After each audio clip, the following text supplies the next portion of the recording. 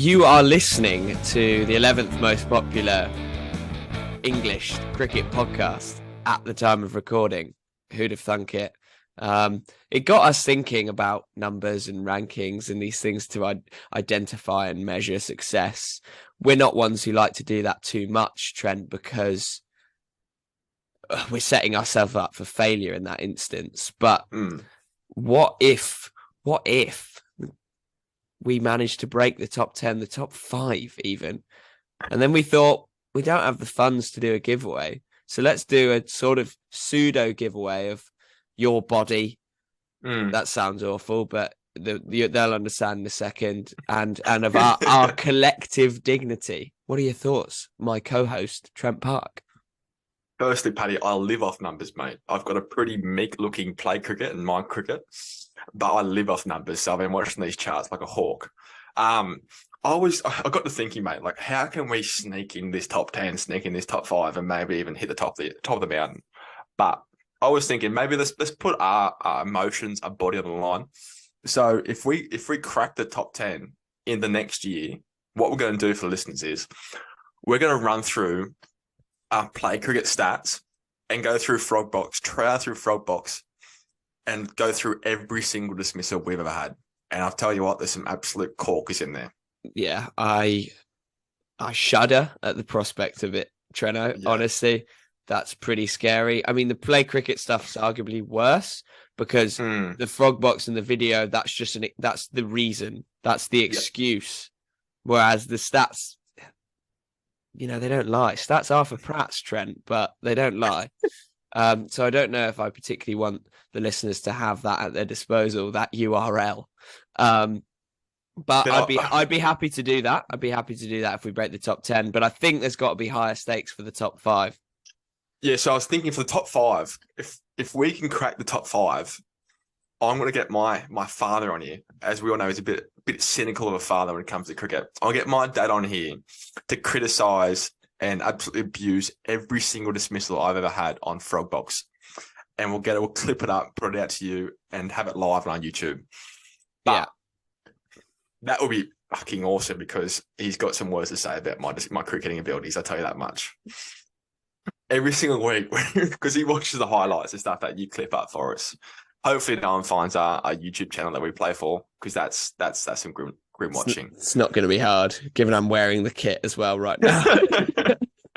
But yeah, every single Sunday morning, I wake up to a text message of why do this, what happened there, what's your head doing, where's your hands, has your front pad got bigger? But I was thinking if we get to go on. I was thinking if we get to number 1, what I'm going to do, I'm going to release my body out to this public. A body that no one wants. I'm going to give it to you. I'll get a tattoo of the listeners choosing. Has to be cricket related. Anything you want can go on my body. Paddy and the listeners, you get to choose. What do you think of that? Yeah, aggressively keen for that. I think to have outside edge and thus our dross associated with it immortalized on your body, on your skin.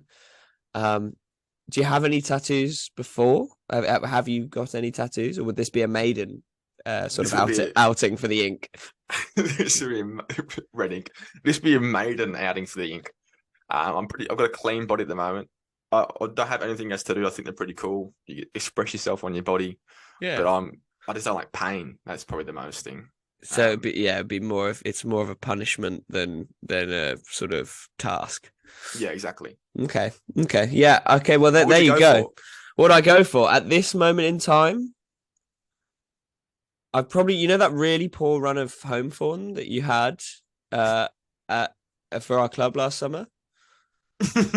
I'd just go for each of those scores and the date next to them. And then at the bottom, the amount of runs, innings, and average, just to immortalize your first sort of few months playing cricket in England. It would be pretty shameful and pretty tough for your girlfriend of 7 years to sort of gaze upon most evenings. And we already know from last week what she thinks of my cricketing abilities. Yeah, so to have that reminder, tough. I was thinking of like a Tim Payne message thread from when he got caught sexting. That'd be awful. Oh gosh, what leak the DMs on your on your bicep? Yeah, no, tough. Well, there you go. We are climbing the mountain. So as Trent so eloquently put, thanks for all your listens. Keep them coming. We're only going up, and it's a pretty nice time for that to be gathering steam as we approach the English cricketing summer. The Australian one's been and gone, I'm led to believe. That's fine. Don't beat yourself up about it. There's been quite a lot of cricket being played. Whether we watched all of it is by the by. Australia and India playing out an absolute corker of a test match to conclude the series. Riveting test match to finish off a great series, isn't that? I watched every single day. That was a tough watch, especially the last day seeing Should McGill come in and bowl those offies. Oh my God, absolute dross. But I do think, like, if you look at it seriously and you actually want to make a comment on the series, I think that it was one that we sort of let go by. Obviously, because of scheduling and wanting test plays for a big bash, but we should have played a warm-up match. Yeah. And you saw that we started hitting our peak at like the back end of the second game. Obviously, we had that shit second innings, but like in the second game, we started to progress a little bit. Then we got the broom out for some reason. And in the third game, we actually started to trust our defense and play really well. In the fourth game, obviously, we killed it because it's an absolute road. They cut it straight for the M1. But every single test match, we started to get better. And it makes you think, if we had a warm-up match and got straight into it, would we actually have gone 2-1 win or like a 2-2 draw? Like, it makes you think, but who knows? Who knows anyway? Doesn't really matter, does it? Because Test cricket's dead in 2 years anyway. What are your thoughts on the criticism of Hanscom's batting that Steve Smith so vehemently defended? I think that's probably the dumbest thing I've heard in my life. Peter Hanscom is an absolute jet in India. I don't know what you think, Paddy, but I said before the series, he's probably our second best player of spin in Australia. Do you know what the Aussie criticisms were? Going at it too hard, was that it?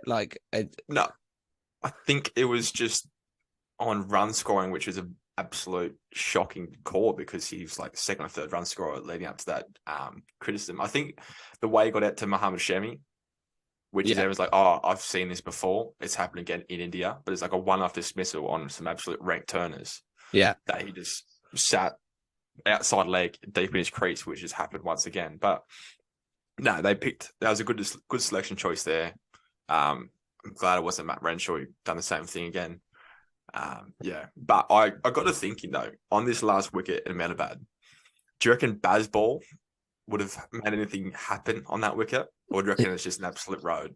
I don't know where. Like the only reason they could have. Only way Bazball could have had an effect would have been with these aggressive declarations, but it would have needed some. I mean, Jimmy Anderson and Ollie Robinson made stuff happen on an absolute, deader of a track. Like, I don't know. I mean, the proof will be in the pudding next year. Yes. The only way I saw it was like Khawaja and like Cam Green came in and absolutely boshed him. Like Khawaja, he got 180 off like 400 balls. And in that middle overs there, it was just dead flat. Ball was old. They bowled all right, but you could still be a little bit more aggressive. That's really what killed us. Do you think so? It's all well and good, scoring 480 as a squad, but if you do it over like 2.5 days, what is that actually beneficial to the outcome of a test match? Especially when you're trying to tie a series. It's quite funny seeing Travis Head as well, like in that same team where Khawaja is batting like that, when Travis Head has actually had this sort of proactive mindset in recent months of it's not about the runs you score, but the way the heat that you can score them. It's interesting, and I still don't think it's given us any valuable conclusions ahead of the Ashes. No. One conclusion is that there's a lot of talk about Travis had opened the batting in the Ashes instead of Dave Warner, and that can go straight in the bin. Yeah, I think everyone across the globe, apart from maybe Dave Warner's close family and friends, want Davey Warner to open up at the top of the order. Um, And David Warner's cricket info. He wants to get that impact. I think that's. I mean, in the verse England category, it might already be in the mud somewhat. South Africa back to winning ways in Test cricket. They saw off West Indies 2-0. Good to see Temba Bavuma end his, I think, 7 year wait for a Test century. Yep. Batted well off the back of pretty dodgy run of form. Low scores. Was there even a pair in there? I'm not sure. But yeah, Bavuma, good to see him in the runs. And Aidan Markram, new skip.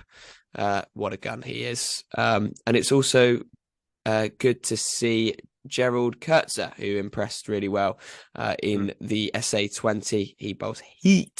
Wouldn't want to face him in the nets.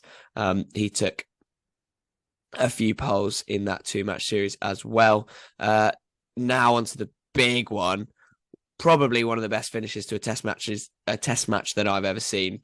New Zealand beating Sri Lanka in a last ball Christchurch thriller. Trent, what I want to know is, did you know this test match was happening? Surprisingly, I did. I did, because an absolute badger. And surprisingly, I've got an opinion on this as well. I think Sri Lanka have been underrated as a test team for the last 2 or 3 years. Have you look at their 11? They are absolutely jam-packed. Chris Silver was coming from England. He'd done a really good job in England. And then he's come over to Sri Lanka, and he picked experience rather than youth. And it's paid off in the long run, because these blokes, mate, they're fucking batting really well. Chenamore, Angelo Matthews, mate, they're absolutely carving it up. And they're doing it. They're doing it at a rate as well. Sri Lanka, mate. Scoring at a rate of knots. What a finish though to the test match. Obviously fading light, needing one. So the score's level for the last ball. Scheduled on day 5. They'd cut out tea, so it was only 2 sessions for the day to get as much of the cricket in as possible. Asitha Fernando bowls a short ball at Kano's head, who honestly doesn't look like he's broken sweat, ice cold. That I just loves batting. Fair play to him. We're going to chat to a bloke a little bit later on who inexplicably does the same. The keeper collects, throws to the stumps. Neil Wagner dives full length, makes his crease. Fernando then picks up the ball, hurls, shies. Williamson, by the beerest of all margins, makes it home. What a finish. And have you got any thoughts about what this means for Test cricket? There's been a lot of discourse recently about how recent fixtures have spelled out conclusions about the game. You probably have got a couple hot takes, judging by the way you're sort of stroking your beard here, pal. Stroking. Ben strokes. That's one of your worst. Sorry, mate. Yeah. So I had yes, I do have a hot take. I was looking back at the 2007 T20 World Cup when India won that, and sort of like the revolution of T20 cricket took off from there. Obviously, Yuvraj Singh had a little bit of a hand to play in that. But I was thinking, if India win this World Test Championship, do you think they could eventually invest in Test cricket again? It's difficult. You have to see the feasible rewards that you can reap from Test cricket. I don't know. I don't think at this moment in time there is as realistic and like profitable revenue stream from Test cricket that India would be able to profit from. But there's a real market for Test cricket. That's like a lot of Indian cricket fans are the purest form of fans in the game.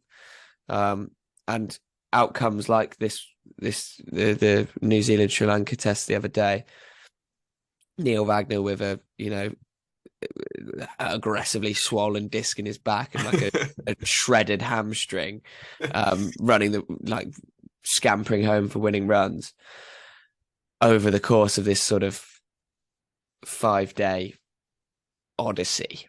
I think there's nothing like it. There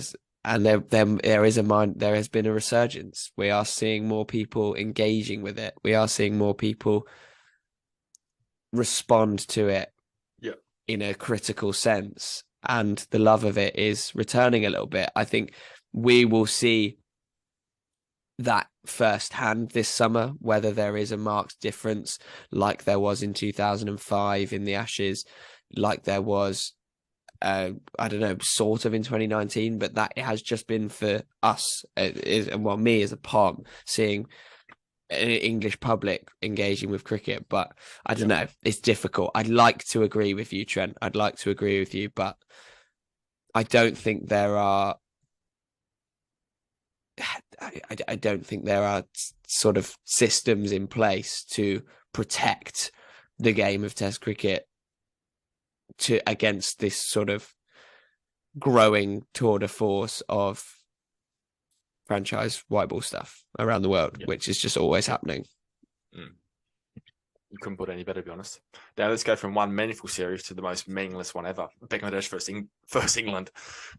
Any thoughts? Did you watch it at all? Oh, mate.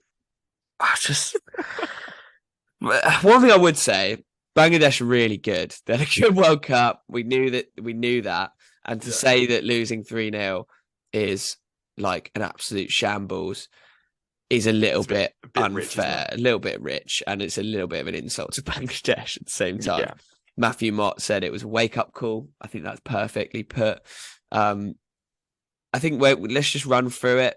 There's like a bit of youth. Rizwan Ahmed, he looks so young. Like his first test wicket was hilarious because we both have bowled leggies in the past, not particularly well. His first wicket was his third ever ball in an England T20 cap, and it's the rankest half tracker. 7 stumps outside off stump, gets casually cut to Chris Works at point. Shit gets wickets. Welcome to the Crucible round. Apart from that, he's got a lot of work to do, and I'd like to see them invest the time in it because it's nice. It's cool to have a really promising young leggy who can hit the ball hard. Like that's just cool. People are gonna if we're focusing on the advertising the spectacle of cricket. That's cool. Apart from that, like what an absolute smorgasbord of teams. You said the batters looked hungover. I think that's a really good shout. And yeah, I don't really know.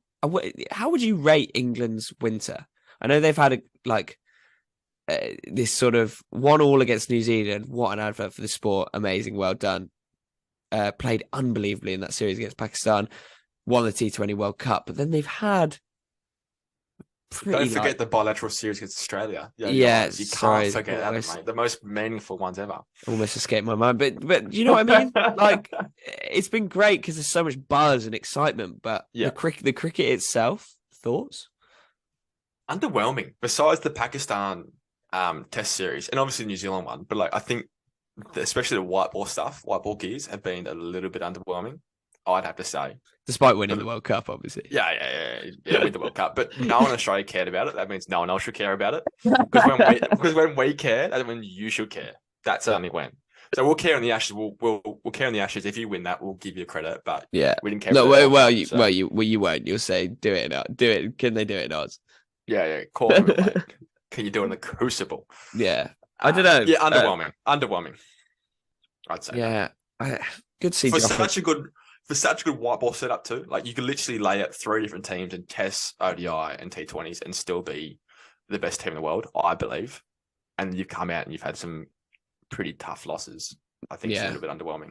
But it just goes to show that you've had such a packed schedule, and these players probably just don't care that much about losing these series as you would in a bigger series. Yeah, I think that's probably the main message is like just enjoy it. Like you're going to play so much cricket. Just try and make it fun.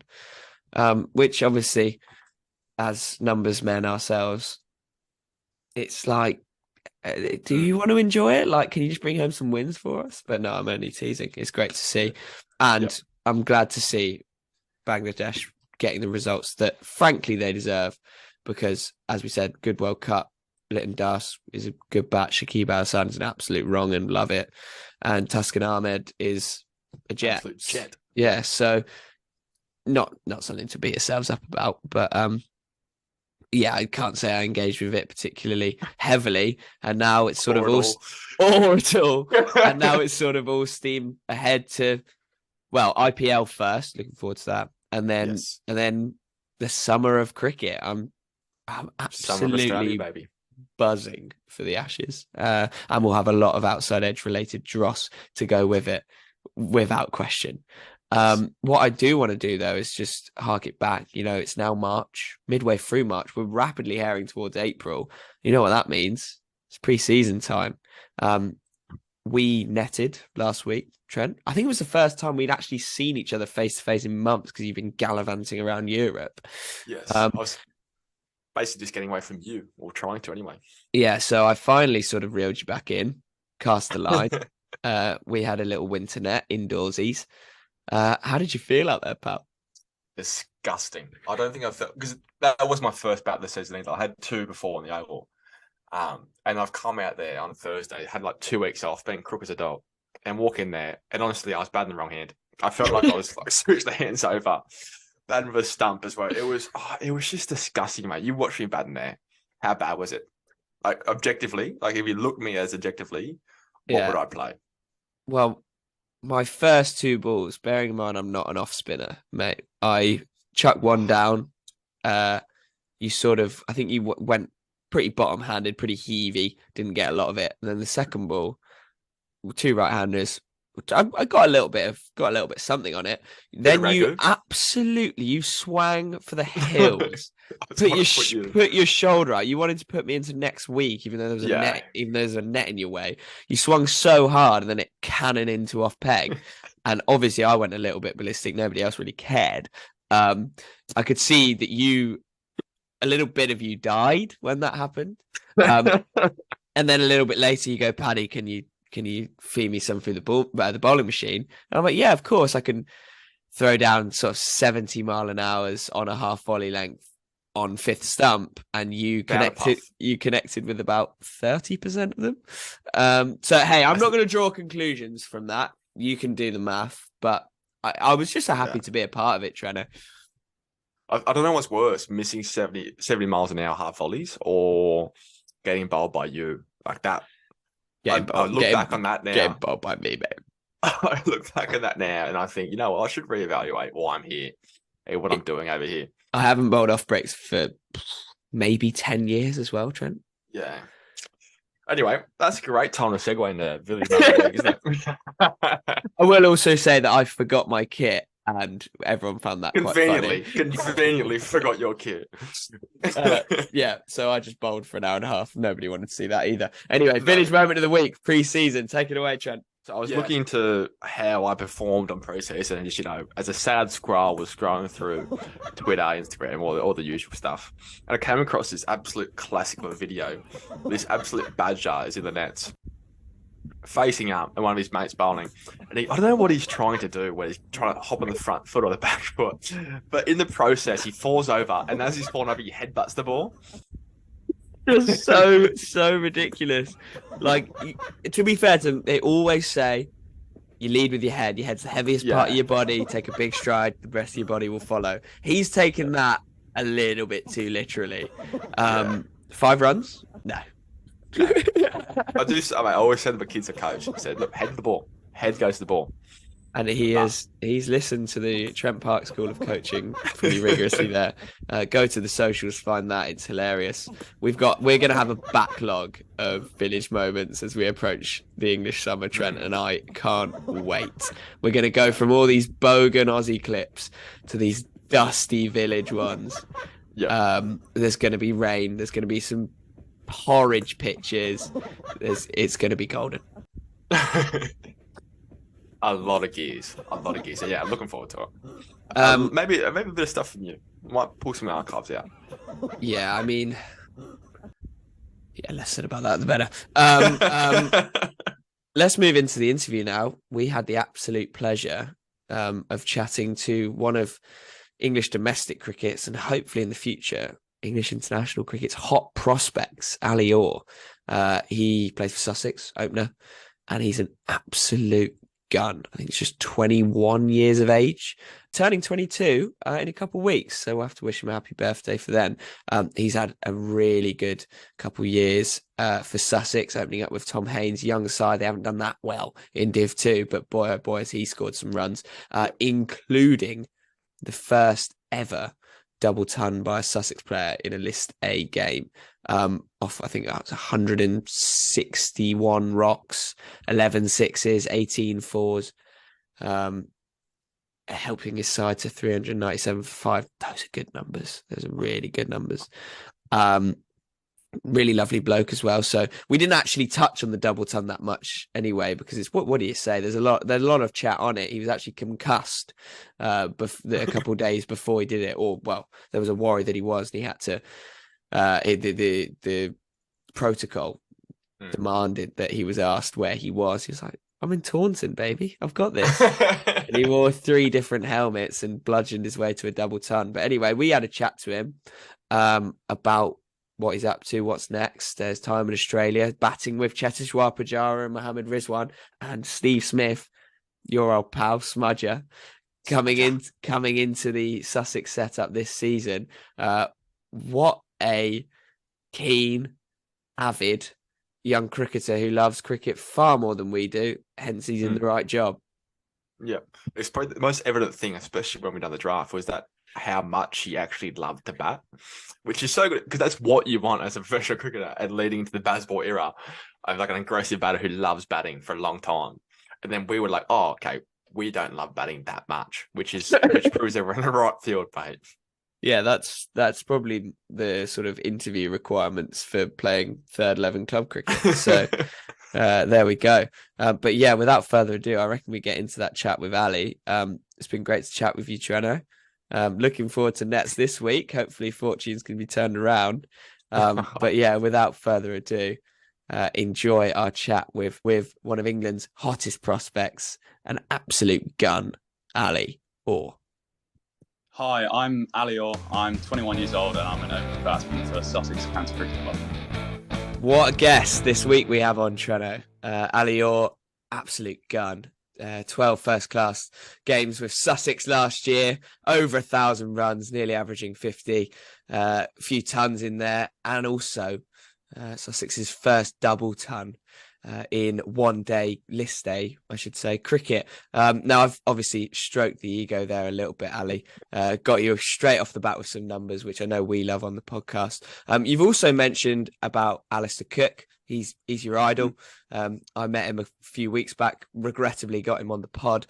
You spoke about how you were entranced by his batting, understandably. I was more in awe of his bone structure and his jawline. Did you have any reactions on that front, or am I just a weird bloke? Nah, to be honest with you, he is a good-looking bloke, isn't he? You got to give him that. Yeah, just so it helps. He's got a pretty handy test record as well to go with it. So, so what did you pick up from his batting? To be honest with you, I think from the offset, he's so good on the short ball. I think he's obviously a very sort of disciplined batter, but anything short, I used to just remember watching him in the tests, and anything short, he just slap it, and you think, yeah, fair enough. Yeah, this bloke's pretty good, isn't he? Obviously, a big sort of year for you in first-class cricket last year, batting alongside the likes of Rizwan, Pujara, Mohammed Rizwan. What did you pick up along the way from batting with those guys out in the middle? Yeah, I think it was good having, I'd say, with no disrespect to them, they're two very different batsmen. I'd say, obviously, Rizwan sort of come to the light recently with his, I'd say, his T20 batting. And obviously, I mean, he's scored his first PSL 100 not so long ago. And he was honestly, to bat with him, he was very, I'd say, composed. But at the same time, he'd like a laugh in the middle. Like, you'd touch gloves and he'd actually like a bit of crack. But with Pujara, he was a lot more composed, a lot more sort of level-headed. And he just knew what he had to do, and he just did it so effectively, which obviously you saw this summer because it was ridiculous what he did. You got any quotes from Rizwan out in the middle? Any of the bants that he would enjoy? I tell you, I reckon the best thing actually, it wasn't actually in the middle. We'd actually both got out. It was at Derby, and it was when in the second innings, I think, Tom Haynes and Pujara was batting at the time. They both got double hundreds, and every time Pujara got to, I think, 50, 100. The bell, which the umpires ring to go out, was absolutely going for the hills on it, and just absolutely. We're all just sort of standing around. It's just second game. We're thinking, oh, what is this guy doing? But no, he was going for it on this bow. We're like, yeah, he can do it. Yeah, not many can, but he can. Yeah. What did you pick up from like batting with Pujara out of the middle? Like, because he's such a calm character. Did he like give you any like words of wisdom?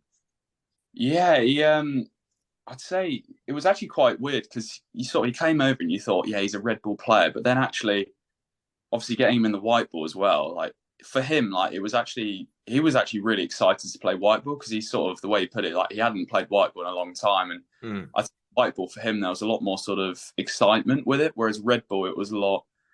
I feel like different situations. It was obviously with us, we didn't win many games, so for him it was, I don't know, sort of how can you learn and. So what was the most memorable thing he said to me? I remember him saying to me, I think it was a Lords when we were batting, and he said to me, he said something. He said about, sorry about this. He said it was about being composed about, because obviously I was quite excited playing there for the first time, and he'd obviously test matches, he played first class cricket, but it was the way in which he said it, the calmness that came about, and just the way in which he sort of leveled me out and sort of got my emotions sort of back to where they should be. Sort of walking out on a bat. So, yeah. Oh, mate. Absolute gun. Like, you just look at him bat, especially like the Border-Gavaskar trophy. In that third test, the second innings, he was just so calm. Everyone else was like sort of capitulating a little bit. And he just wrote it out, trust his defense, and got the job done. I want to talk about, there was this Wisden article that we're going to go back to every now and again. There's a little bit in there that we picked up that you said you were in the Sussex program since you were 8, but you never really learned how to score runs until late. Like, you're doing a pretty good job of it now. But like, what changed with you to be able to like become a really good run scorer? I'd say the big thing for me was, I know people may say this, but it was all in my head. I think from a young, I always worked really hard. I always sort of did a lot of, I'd say not necessarily gym work, but I always hit a lot of cricket balls. And I felt like I wouldn't call myself a net bully when I was younger, but like I did spank them in and get out in the middle and somewhat have a meltdown sometimes. So, but it was sort of, I'd say even last year, it was sort of snippets in games where I'd play a few and just getting that confidence, and not just me knowing I can do it, but sort of going out to bat and the other 10 lads sat on the balcony knowing that, if he's going to smack it second over, like that's what he does, like, that's fine. And it's sort of growing that understanding. I think when they understood how I wanted to play and how I was going to do it, they just respected that. And if I get out, I get out, but they just sort of know how I'm going to try and do it.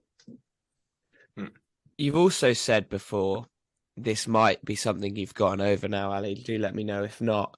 But to quote you, I hope you don't mind. I get emotional when I bat, and sometimes too riled up if I'm on the receiving end of some chat. Now, we've all been on the end of chat. Trent as I is pretty dusty club cricketers, more than most. What sort of chat have you received over the years that has led you to potentially nibble, get riled up, and how have you overcome that?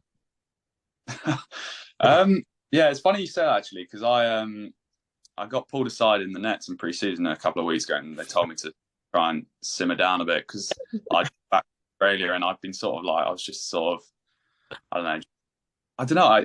It's weird how it comes about because it's not necessarily what people say, it's the way they say it. And I found a way for me in almost getting into that battle is, I mean, especially when we're losing, you go out and we've got to bat for 2 days, we can't win the game. It's sort of, you want to try and find something to keep you going. And it happened. Like, I feel like when, especially a bowler, if they get really arrogant, if they sort of think, oh, I'm just going to walk all over, it just happens without realizing. And I think, I'd say at times, it's riled me up a bit too much. And I've played a bit of a happy slap or whatever and sort of schnicked off. But I think the best one I had was Derby last year, and we were sort of run chasing. I was getting quite into it, and the left arm off spinner, he really one of the loveliest guys I reckon I've spoken to, getting quite chirpy and he was spinning it a bit, and I think I hit one, and he was telling me like, oh, where's your slog sweep gone, or what's this one? And I just walked out, I was like, you batting coach, or are you? What the fuck is going on? And then he just, from then on, he just got that nibble, and then just absolutely just went for me the whole innings, and just. And then had an all right T20 World Cup, didn't he? So got you to thank for that, Ali. Yeah. Do you reckon you've also said a bit how you want to focus a bit more on your wicket keeping? Do you reckon that's what you've got in your locker as well? You've got a little bit of lip on you. You reckon that means you could suit the gloves? I don't know about that. I feel like lipping, it's like, especially when I'm keeping, I don't know. I feel like if I behave like too much of a dick, then it'll probably I'll think so. I've never thought of it like that. I usually shut my mouth when I'm keeping. It's actually batting where if I get a bit, I try and give it back. But I think, keeping's one of those things. I don't reckon, because I'm quite tall, I don't think I could do it for longer than 50 overs. I think I'd wake up and like a wheelchair to get out of bed. So it's one of those things that we've got a couple of good keepers at the club at the moment. But I think if there were injuries, whatever, I'd happily I'm still working on it. So I'd step in and take him if needed. You just finished off playing in Australia as well. If we get back to the sledging, how much did you cop it down there being a pom? I love that word, pom. It's just sorry, this is the Aussie coming out of me. Great, yeah, it's a great word. To be honest with you, it was actually strange. I didn't actually cop that much. Like, I mean, am I allowed to swear on this? I think mate, you can do whatever you want. Yeah. All right. I remember one bloke after I don't know, I didn't even say anything. I think I was just rattling him by just sort of like blocking the pants off it in this Red Bull game. And he called me a gypsy pommy cunt. And that for me was, you know what? That is just an absolute. That for me, I was like, this is Australia now. I've never heard anything more Australian than that. I wanted to go back to the culture at Sussex. Obviously, you've spoken a little bit about Pujara and Rizwan, and obviously you open up with Tom Haynes, who's doing well for the Lions, and then we've got potentially Jofra and Steve Smith coming back. Obviously, it wasn't the best year in Div 2 for you guys last year, but what can you say about Sussex at the beginning of your career and what you've made of it? It was quite, obviously I came in sort of midway through a season. I didn't start right at the start, so it was quite, I didn't really get that pre-season. I didn't really get the build-up of the season, so I didn't really sort of gauge how it was going to go, and sort of got chucked in the middle of the year. And obviously after they'd lost quite a few games, it was sort of, it was a bit of a sad camp. I think, it wasn't the nicest place to be at the start, I'll be honest. It was quite, they were definitely not toxic, but I think there was definitely, you could sense when we were turning up to different grounds, because they did it my first year, because it was COVID. They did, at the start, it was sort of mixed divisions. So we had the Yorkshire, who else did we have? We had a couple of like really strong teams in there who did like work us over, and it was just, I think from then, after getting chucked in then, I think you could tell like heads were down a little bit. And I think, because we were so young as well, I think young players were starting to get a little bit sort of, you could just tell like there wasn't that same sort of energy around the group. We were just a bit flat. And like when we lost, it wasn't like, it was close. It was like we were getting absolutely trousered like week in, week out, which was, it was pretty tough to take at the start. So I'd say that was, but I think after that we had a winter where I think all of us stayed, and it was before 2021. We all stayed, and we got that. I'd say we became closer as a group. Like we get on really well, because I think the thing is we've actually, a lot of us have grown up together playing. So like junior cricket all the way up. So like we get on with each other, and it was more just sort of having that relationship, sort of we lose, we win together sort of thing. I know it's quite cringy to say, but I think that was, and then obviously we did well in the Royal London this year, and I think that really was a big believer in us that we can start winning. And then I think it's just, this year has been a big, how can we transfer that to obviously first class and Red Bull? So you got a very young captain. Like, what's the mood in the camp like now? I'm sure he'll be pretty up and about. Yeah. He's Haynes. Like, he's one of the funniest guys to speak to, honestly. Like he's just like the strongest opinions on like the smallest matters, which is, it's just so. That's so us, Trent. Yeah, that's so us. That could be quite an aggressive pod episode, couldn't it? So has there been any chat this year about Archer and Steve Smith in the same dressing room? That's the thing. I'd say I haven't heard much. I mean, when I sort of saw Steve Smith being signed, I was I was so excited. I saw the new article come out, and I saw like rumors and stuff, and I thought, nah, he's not going to want to come down to the South Coast. But then, like, when it actually got confirmed, like, I don't care if it's only 3 games. I messaged Hainsey at the time, a captain. I was like, pencil me in for one of his match shirts then. You're gonna have to go on, Trent. I don't understand why you wouldn't go down to Sussex. We had one tour down to Brighton, and I think both of us haven't. I think we lost our soul down there. So I think we both know why Brighton and Smudge was a good match. Yeah, I don't think I've ever recovered my dignity from the Brightwash. No. Yes. I'm going back to sort of under the lid in some respects. You're a big short leg badger. What's wrong with you? Yeah. It's funny you say that because I've been trying to get out of it. That's perfect. I try and give as much energy to it as possible, but the problem is I don't bowl. So I said to Hainsey this year, I said, I can be there if you need me to bowl off spinners at a desperate time. But I said, please don't put. I'm too big. I'm 6 foot. Like 6 foot is in short leg, in my opinion. Yeah. It's just, I'm just a target. Yeah, too big of a target. I saw you got pinned 4 times. Yeah, that was in juniors. That was, I think from then on, I think ever since I've gone in there, as soon as somebody goes to sweep it, I just absolutely just hack myself. Yeah. Yeah. I was talking about it at Paddy last night, like especially in grade cricket. If you see someone in short leg or silly point, you actually aim for them. Yeah. So like, when you're sitting there, you're like, oh, you're on the lid. You know they're trying to hit you. That's the worst feeling. Right. I want to go back to one little thing we picked up. The England Lions tour. Did you get any word that you would have been close, or you would just missed out, or do you think you would have been close to making that tour? Yeah, that's an interesting question actually. I don't really know how to answer this. I was obviously speaking to my coaches about it. I'd say, I guess there's always a chance for selection. You never know. But I think it was definitely, at the start of the season, it wasn't on my radar. But then obviously I got to the end and I thought maybe there is. But as I sort of look at it, and which is definitely, I mean, Hainsey was the leading run scorer in the whole country the year before.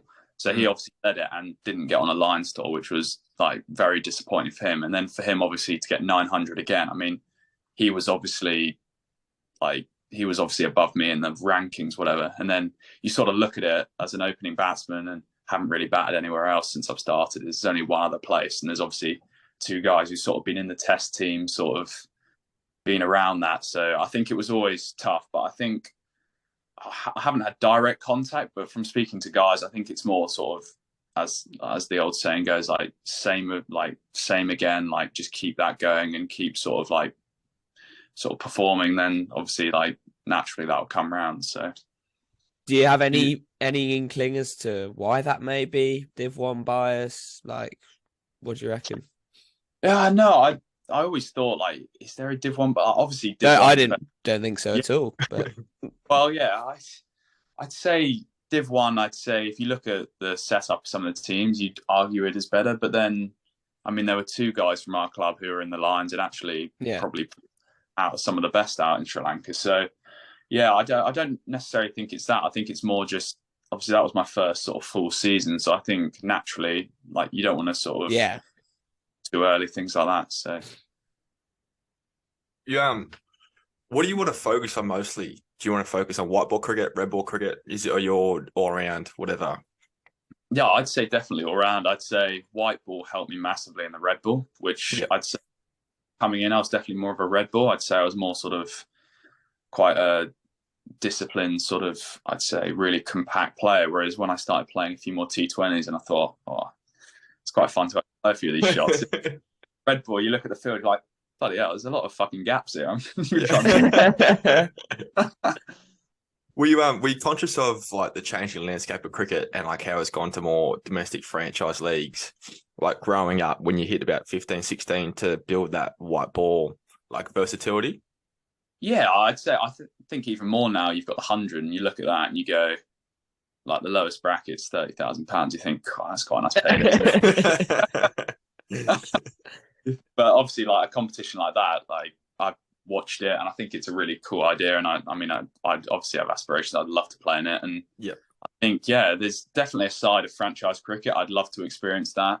I'd love to play in it, but I think still like playing red ball cricket, I love batting for a long period of time because there's always that pressure. Franchise, you've got to get going. You don't have that time to sort of, oh yeah, you enjoy yourself, but you don't have that same amount of time and that sort of that mental sort of battle within yourself, which I find as a batter is the most rewarding thing if you get through a hard patch. Yeah. Yep. It helps as well that you see it like an absolute beach ball, mate. Timing is insane.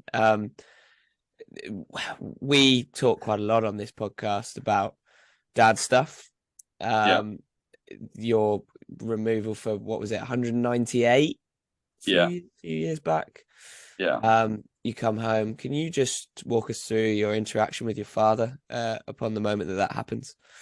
Because I was living in Hove with another guy at the club, so I didn't actually speak to him directly after. But I do remember going home, and we were talking about it, and he was sort of he was really understanding, sort of like he was sort of commiserations, but then at the same time, I'd gone past 1,000 that game, so we were sort of celebrating that. We had a glass in each hand. We were celebrating, and then I just do remember him saying, "You know, you always could put your bat back down," or something. I was like, "You absolutely." Yeah, thanks for that. The reason I asked is because of a story Trent informed me of last night. Do you want to take that one away, Trent? Yeah, I don't want to piss my pot too much, but back home in Australia, I had a pretty good day out one day. Got 199 not out in a 2-day match, and I missed a fully outside off to get the one run for the last ball. And I went home. The old boy asked, "Oh, how'd you go, mate?" I go, "Oh yeah, 199 not out." He goes, "What happened?" No congratulations, no nothing, no well done. What happened? I said, "Oh, mate, missed a fully outside off." He goes, "Oh, well, got to be better next time." What happened? Yeah, there's not much love coming from fathers in cricket, is there? That's tough, that. Bloody hell. Do you reckon, Paddy, it's draft time? Yeah, I could draft. You draft? Ali, you can draft? I could draft. Got drafting. You got drafting, yeah? Perfect. Right. This week, we've gone for one of the all-time greats. We thought since we've got such a prestigious run scorer here, we're going to go the best ways that you can get out or the best times you can get out as well. So, Ali, I think you've listened to the pod before or watched the draft. You know how it runs. You go first, Paddy second, and I'll go third. Then we get 3 picks each, blah, blah, blah. But the thing is, I've had four really bad weeks. I need this win a lot for self-confidence, mostly. Ego's taking a hit. Has your dad been in contact, Trent? Yeah, a lot, actually. Surprisingly so. Right. Ali, before we get away, any questions? Yeah, well, I was just going to say, like, I did see this subject and I thought, fucking hell. I had to have a good think about this because I thought, I didn't really know what to say, sort of like getting out, because I'd say no one wants to get out, do they? Hate getting out. It's usually a blow up if it's, so it's sort of what ways can I get out without blowing up too much? That's the way I sort of put it to myself. Yes, that's perfect. Yeah. But for us, it's like sometimes you enjoy getting out because you're really hungover or something. Yeah, something like that. Anyway, do you think you're all good to go? Yeah, I'm good to go. Yeah, let's do it. Lead us away. All right. So I reckon the best way when I felt like I've got out is when you get out, I reckon about 10 overs before the interval, just so you can absolutely fill your boots with match 2. Good shout. Yeah, that's a really good start. 10 overs before tea. Yeah. What are you filling your boots with? Scones. Yeah, okay. Here, go on. Butter jam? Strawberry? Classic cream jam, I reckon, yeah. Yeah. Strawberry, raspberry. What are you going in? Raspberry, I'd say. Oh, that's a tough pick. Can you imagine? We got scones. I have. Hey, do you know your scones? Mate, we play for the same cricket club. We get like dodgy macaroni cheese for tea. But at all the away games, I get them though. Really? I've never had scones. A nice sandwich spread. Yeah, good spread. Is it good spread at Sussex? It depends. It's a bit hit or miss, to be honest with you. It's like sometimes they come up and it's sort of like they do these really nice, almost like meatball marinaras, like sometimes, but then other times they sort of like leftover cold beef, and I sort of look at it. That's tough. That's really tough. Right. Let's not get derailed. I'm going to go up first. My first pick. I'm going to say I'm surprised. Ali's gone for a banger of a first pick, but this in cricket, hands down, the best way to go out. Seam bowler. If you're a right-hander, it's the right arm away swing bowler. Good length, nips away. You're squared up, caught behind, nicked off. It looks gorgeous on the highlights on the frog box. You look gun getting out. If you squared up, it's just a good nut. You can have a little mosey at the pitch as you trot off. Yeah. Bat under the arm, gloves in the helmet. Hey, got a good one today, lads. Yeah. The most important thing is that the right leg has got to swing around a little bit too. Square yourself up even more and just really put a bit of mayo on it. Ali, this is probably why we've never made it, among other reasons, in professional cricket, is because we are fantasizing about the very thing you don't want to do as a batsman. I can't describe to you how many times there's been that I've gone, geez, I actually really want to get out of here. Go on, give us your first pick, Treno. Give us your first pick. Right here, I've had a lot of deliberation about this, but I think this one's probably my number one. When the LBW was a 50-50 call, so it might be on leg stump, it might not be. The only reason why is you can walk off the ground and you can tell everyone that it was fucking sliding down leg and you've been wronged again. Because you know you weren't going to score any runs, but at least you got an excuse. That's such a good shout. A really good shout. You are obviously, Trent, we know this, you're bad at playing off your pads. I've got a huge front pad, Ali, if you didn't know. But you can whine about it till the cows come home. It's a great shout, Treno. Yeah. Really shout. Is there much whinging in Sussex once the boys get out LBW just to? Yeah, there's a few big blow-up candidates, myself included. I'm trying to get better. there are a few where like they're walking off, and you can see it in their walk, and you sort of, if you're getting changed, you take cover, or if you you walk in up the stairs, and like as soon as they walk in, you shut the door because you know something's going to get thrown. So you'd rather no one else hear it downstairs. Do you ever watch back the footage and go, mate, that was absolute up the guts? They actually, when you walk up, especially at Hove, they have like a computer. So like when you get out, usually if you've done something stupid or they're not sure, the batting coach is sat at the computer waiting, like, come and have a look. It's like, oh no. I don't have a look. I want to go and have a blow up, or I want to go and sit in the shower or something, Yeah, cross-legged shower. Yeah, right, those are the first picks, boys. Ali, do you want to go for your second? Yeah. All right, I've got a slightly obscure one. I've seen a lot of videos of it, but it's never actually happened to me, but I feel like it'd be quite a good way to go. I may actually laugh if I walked off. So if a spinner's bowling and I sweep one and it whacks short leg, like on the helmet or something, loops up and it's cool. I feel like that's a really, really good shout. And it's one that's me and Trent both had that on our list. Yep. We spoke about it last night. If you walk off, like especially like the batting coach, don't play a sweep shot. Well, I mean, you can't do anything about it. Like you just sort of walk off hands in the air, My query to you is: does it have to be nailed, or are you allowing a little bat pad loops up? No, I feel like if the intent's right and you're doing like if you're playing the right shot, I feel like that's fine. Whereas if you're sort of prodding at one, it sort of loops up. I'd be a bit more. Yeah, sort of like, you'd have some stern words with the bloke by the monitor. Exactly. Yeah, he'd have something to say.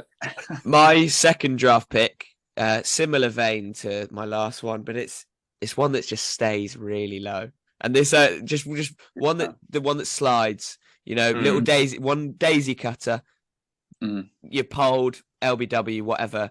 You can have a real sort of prod after you've gone. Caught a really loose one today, one that stayed really low. And like Trent said, you can blame the shit out of it in the clubhouse later. So yeah, one that stays low. So you're going for more wicket stuff here, Paddy. So you're going for stuff off the wicket. I've mixed it up. There's good variety in this draft, though, Trent. I'll tell you that much. Yeah. But also, like, when I'm out... actually, no. Take it away. I'm not going to chew your ear off. I was going to say your roster's looking pretty shit. But anyway, my number two is going to be really controversial, and I'm going to get absolutely rinsed on TikTok for this, but I love it. It's a man cad. You were going to say, when you said controversial, it was always going to be a man cad. It's the perfect way to go out because A, you weren't going to score any runs anyway, and B, you got an excuse the next 4 weeks about why you got out that day and why you haven't been scoring runs because you're still rattled. And also, at least 50% of the opposition camp is going to be opposing the reason you got out. Exactly right. Yeah, you won't have to pay for a beer all night, which is the most important part. Your roster's looking pretty strong here, Trent. I might be in trouble. Ali, go for your final pick. Round off your roster. Right. It's actually, there's a little story that comes with this, and I was thinking about this, and I was thinking of doing it first pick, but I thought it's quite an obscure one, so I wasn't sure if you guys would say it, so I thought I'd save it to round 3. It's actually timed out, so like you don't actually make crease. Yeah. And the thing that comes. Go on. Sorry, yeah, no, I was just saying, the thing that comes with this is that we had at school, I was lucky I went to a very nice school in Sussex, and we used to get a Barbadian overseas every 2 years.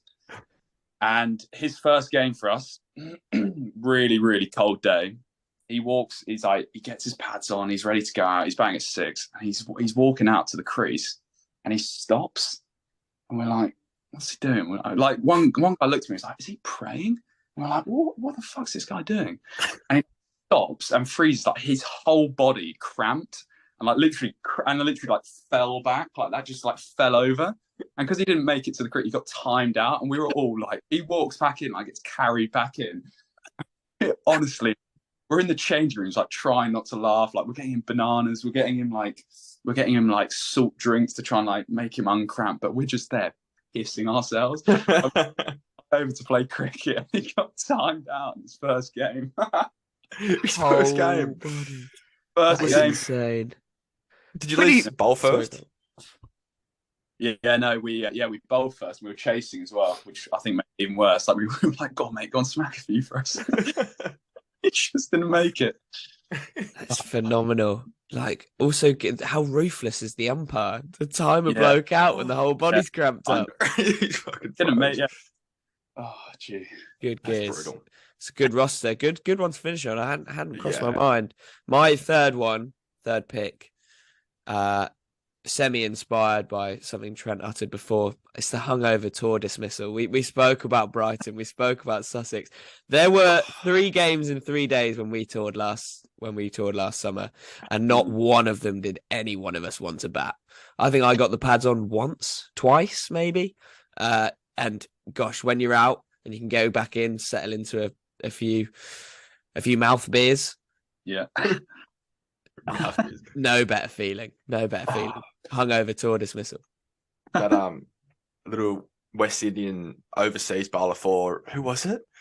Oh my god. Pevensey, the last game. Pevensey Cricket Club. 11 blokes. I heard it. Didn't he bowl quite fast, that guy? Yeah. Me and Trent were batting together. What was his name? No. Paddy, you weren't batting, mate. You were firmly sitting at the other end. So this bloke came in, and we had all our 4s and 5s players in our top 4. And then Paddy you were 5, were you? And I was 6. Yeah, I think we were sandwiched next to each other. So all our 1s players were either thrown up in the bathroom or asleep. So then I thought, geez, I'm going to have to bite the bullet here and bat up the top. And this bloke's come out and bowled absolute rapid through these blokes. And these guys were just fucking like cartwheeling away from the crease. And then Paddy and I walked out there. Paddy's sitting on his bat at the other end, and I just had to face out 3 overs of the hardest stuff. I couldn't see it, man. I've seen 2 of them. There was a couple where there was like, at least we could probably have ran 4, and it was just... Yeah, nah. No, wait there, mate. All right, Trent, round it off. Last one. Okay. This one's Australia. Ali, you've been there. You know this, especially in Adelaide, when it's 40 degrees and you're hungover. There is no way in the world that I want to be there. I've done this before. I'll do it again. When it's 40 plus degrees, I don't want to be anywhere near there. Ali is somewhat of a cricketing badger yourself. Has there ever been a time where you've not wanted to bat? I'm going to be honest, no. I think every single time I've got a bat in my hand, I've wanted to walk out there, to be honest with you. You're playing the right sport, pal. I think we saw a common theme in this draft that Paddy and I, we actually want to get out sometimes. And Ali, you just love cricket and you're just really good at cricket, so you don't want to get out and keep batting. Right. So Ali's roster, getting out 10 overs before tea, tuck in, getting caught by a rocket at short leg, timed out, 3 really good picks, done well there. Myself, squared up, look good, back leg wheels around. One that stays low, you got something to cry about, and a hungover tour dismissal, you can settle in. Yourself, Trent, 50-50 LBW, man-cad, 40 degrees, and hungover. I think you sort of nabbed my last pick there, but I'll let you have it. Get on the Instagram, go vote on who's won it, because Trent's lost 4 in a row. And Ali might have actually taken this one because that's a bloody good pick. All right. What a draft. So I have one little question for you at the back end of this. You see the way that Harry Brook and Stokes has gone about this baseball era, and you've talked about before about how your T20 has influenced your red ball game. How well suited do you reckon you are to this current England Test team? Oh, yeah, that is a good question. I'd say looking at those guys, yeah, it's amazing to watch them bat. But I'd say I more look at people like Duckett, when he goes and bats, because I think and Crawley obviously as well. They're very positive batters, but I still think in the way in which they go about it, they still have to give themselves the right to smack it. They still, especially New Zealand. I was watched a bit of the New Zealand test, and the ball was nipping around a bit more, and they still had to leave it well, and it was just sort of when it was really under their eyes, they could sort of climb into it. So I think in that way, it'd be quite fun going into that and trying it, wouldn't it? But I'd say it's definitely something I could sort of get myself behind and play like that. So I definitely think I could if it was ever to come to that, which hopefully in the future it will. Yeah, of course. There's one thing I picked up with your batting is that you hold the bat right on the end of the grip. So you hold it right at the end like Adam Gilchrist. You're really whippy. Is that a conscious thing? No, I actually, when I was younger, I used to hold it right at the bottom of the bat. I used to get a bruise in between here, where the bat used to knock my hand. So my coach used to say to me, he said, well, just hold it higher up. And me being me, just go from one extreme to the other. I just held it right at the top. And then, felt all right. And I felt because I've got quite long arms, I felt like I had more levers. So I found myself actually hitting the ball further. So I was like, you know what, we'll stick with this. It's funny you mentioned Duckett, because I do see that you can get quite deep in your crease. Duckett plays a lot under his eyes, through backward point quite a lot, but you're a very 360 hitter of the ball. Do you reckon if it might be to your disadvantage that you're left-handed at the moment, given that the spot that's under question is the right-handed Crawley? Yeah, I don't know. I don't know what the plan is, whether it's a right-hand, left-hand combination, or whether they just want 2 left-handers. Because I think worked all right for Cook and Strauss, didn't it? Yeah, exactly. But I don't know. It's an interesting one. But the way I look at it, I'd say obviously Tom Haynes isn't far away, and you're not going to pick him because he's left-handed. If he keeps doing well, I think you've got to pick him. So 2 left-handers, I don't see a problem with it.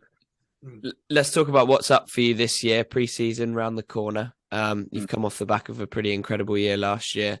That big double ton in the one-dayer. What are you looking for? What's the goals? How are you approaching this season? What have you got in store for us, Ali?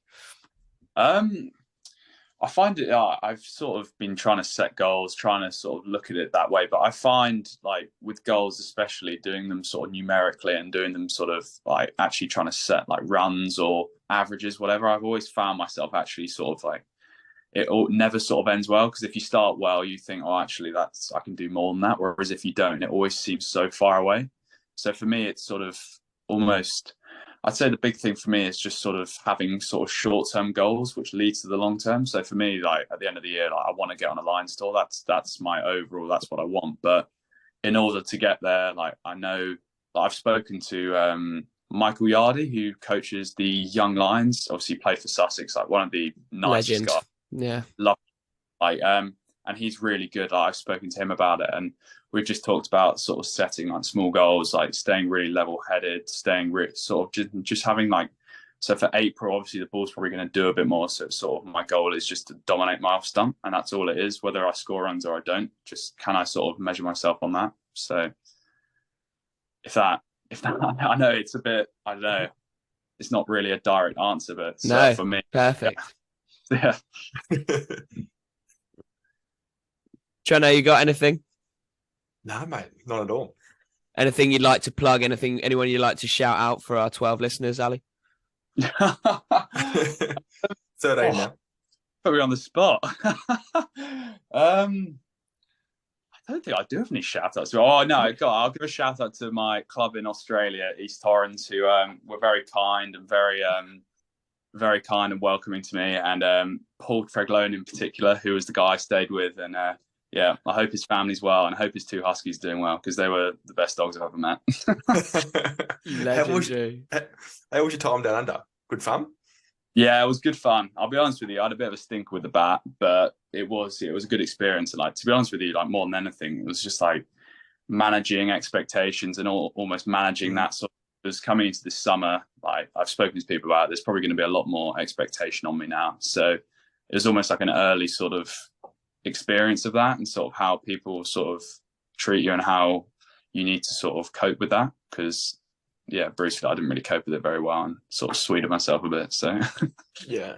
This is like a bit of a loaded question. Like coming from England, did you think that the grade cricket system in Australia is a bit toxic with the players and stuff? Not with your own club, but against oppositions? Yeah, so I did the Darren Lehman Academy in 2019 or 2020. So I didn't do it too long before. So I had sort of an experience of that first. But I actually found that, funnily enough, like the respect levels were a lot higher in like first grade. Whereas when I played my first time, I played in third grade, I just remember being absolutely, like, as an 18-year-old, just being absolutely just torn apart by these blokes who even want to be there.